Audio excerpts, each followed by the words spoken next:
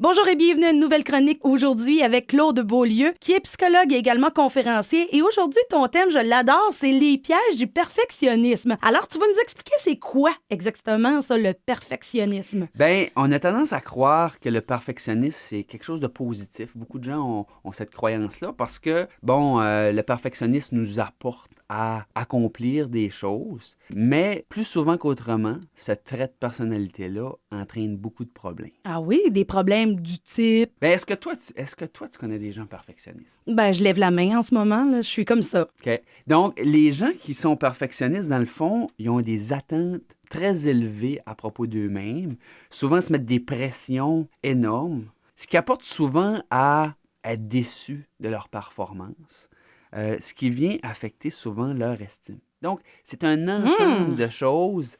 Mon Mais, cerveau travaille fort en ce moment avec tout ce que tu viens de dire. les gens qui sont perfectionnistes, dans le fond, la problématique, c'est qu'ils sont vraiment concentrés sur le résultat. C'est-à-dire qu'ils veulent accomplir des choses, puis souvent les attentes sont tellement élevées que c'est difficile d'atteindre, c'est parfois même irréaliste, d'atteindre les objectifs qui se sont fixés. Donc, la problématique dans ça, c'est qu'on est souvent, une fois de temps en temps, on est satisfait, mais plus souvent qu'autrement, on est déçu. Puis ça l'affecte parfois notre estime. Oui, mais pourquoi qu'on se rend là? Pourquoi qu'on va se rendre malade? Parce que je t'avoue que oui, pour moi-même, mais c'est même pas pour... C'est vrai que c'est pour nous autres mêmes. C'est même pas pour le boss ou bien pour les autres. C'est nous. On dirait que, bon, faut que je fasse ça comme du monde, puis il faut que ça soit fait de même. Puis on dirait, si c'est pas fait de même, je m'en vais chez nous, puis ça me trotte dans la tête. J'aurais donc dû pousser plus. Ben, quand tu dis ça me trotte dans la tête, c'est que le perfectionnisme est beaucoup relié à l'anxiété. Tiens, Donc, les notre gens, ami. qu'est-ce qui arrive, c'est que on se retrouve constamment à essayer d'atteindre cet objectif-là. Puis là, on va ruminer, on va penser dans notre tête comment je vais faire, on essaie de trouver des solutions, etc.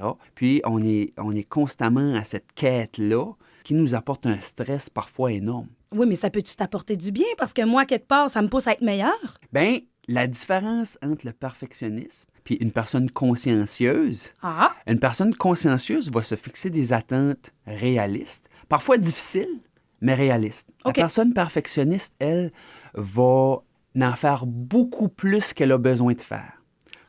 Pour se rassurer, pour se sentir compétente, elle va passer beaucoup plus de temps, elle va mettre beaucoup plus d'efforts, alors que parfois, c'est pas du tout nécessaire. Ça vaut pas la peine. Ben, pour cette personne-là, ça Oui. vaut la peine, mais dans les faits, cette différence-là par rapport au résultat est souvent très minime. Comparé au temps qu'on a investi, comparé à l'énergie qu'on y a mis. Puis c'est ça, les gens vont peut-être parfois se retrouver en épuisement. Donc, les gens perfectionnistes sont plus à risque de burn-out, plus à risque de dépression, parce qu'ils sont constamment en train de mettre une énergie pour atteindre certains objectifs. Puis, comme mentionné tantôt, ces objectifs-là sont souvent très peu réalistes. Donc, la déception, bidding badang, tu déboules Bon. l'escalier que tu avais vu. Exactement. À cette heure, pourquoi on continue de faire Ouais. ça? Ben, une fois de temps en temps, ça fonctionne.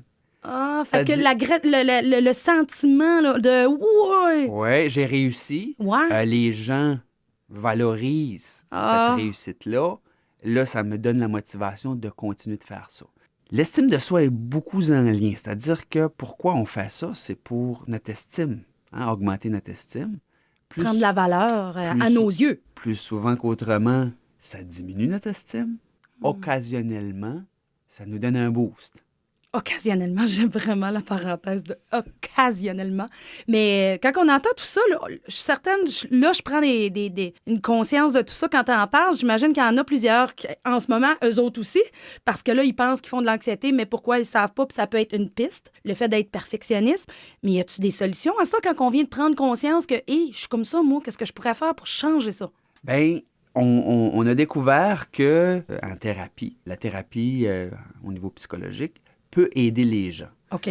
On sait que les traits de caractère, c'est pas toujours facile à changer.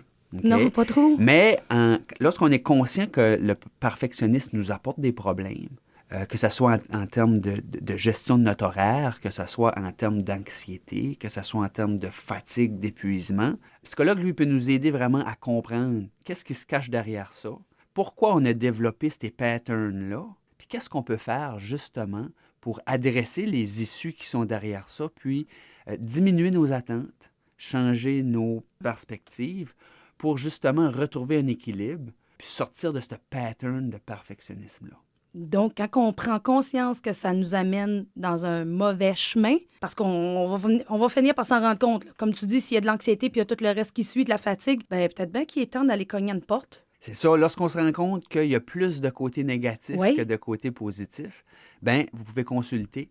Puis les psychologues sont quand même des gens professionnels qui connaissent le sujet et peuvent vous aider justement à sortir de cette roue qui tourne là. Fait que t'es en train de me dire que ça se peut, on peut s'en sortir. Oui. Avec l'aide, bien sûr. Bien, il y a des gens qui vont réussir par eux-mêmes à prendre conscience puis à changer leurs attentes, mais souvent, c'est ancré fort. Souvent, ça vient de l'enfance, où là, c'est un mécanisme qu'on a développé pour adresser une estime qui était plutôt faible.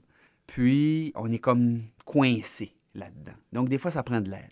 Et à quel endroit qu'on peut aller chercher cette aide-là? Donc, au 45 rue de l'Église, le Centre Mieux-être Imagigo, Claude Beaulieu, Ton numéro de téléphone?